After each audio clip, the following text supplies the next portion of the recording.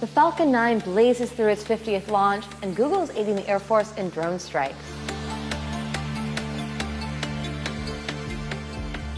In a milestone for the private space industry, SpaceX successfully launched their Falcon 9 rocket for the 50th time earlier this week.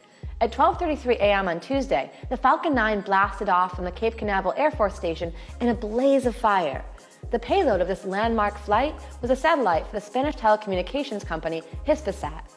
The Hispasat satellite weighs a staggering 13,400 pounds, Falcon 9's heaviest cargo ever. It's expected to orbit the planet for the next 15 years, flying 22,300 miles above the Earth, and help deliver video, data, and broadband signals to Europe, Africa, and the Americas.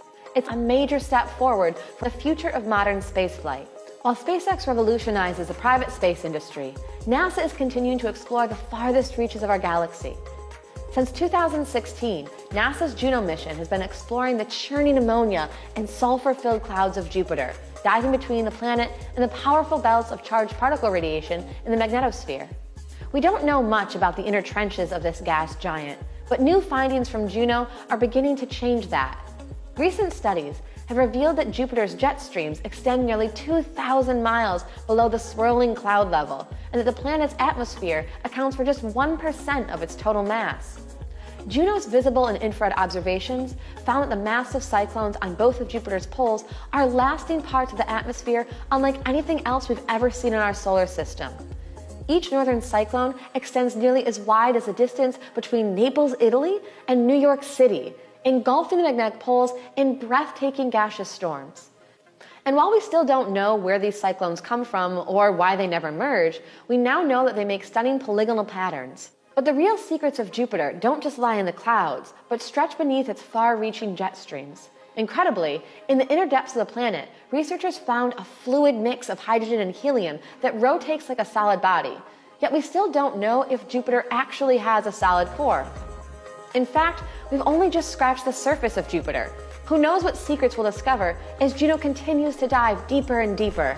This week, we uncovered new findings about more than just space exploration. News emerged that Google has been collaborating with the U.S. Department of Defense in military drone operations. The initiative is known as Project Maven, and it could have huge implications about the involvement of private tech giants in big data and international warfare. The Air Force launched Project Maven in April 2017 with the purpose of using artificial intelligence to analyze military drone footage. And since then, it's already been implemented in an undisclosed location in the Middle East against ISIS. This data is being used to analyze patterns and images, which are then analyzed by people, with the hope that it will help make drone strikes more accurate and efficient. And technology from Google is a fundamental backbone of it all. Google has been giving their open-source TensorFlow API to the Department of Defense. And even though they have emphasized that the tech is being used for non-offensive purposes, the initiative has a lot of people seriously concerned. On one side of the debate, some employees at Google are furious that the company is using their resources to aid the military in surveillance technology involving drone strikes. People have argued that human drone operators could become too reliant on AI analysis, which could lead to lethal mistakes. Still others contend that AI-assisted drone strikes could actually make them more accurate, which could hopefully save civilian lives. The project raises important questions about the ethical use of machine learning, particularly in military surveillance where human mistakes can be the difference between life and death.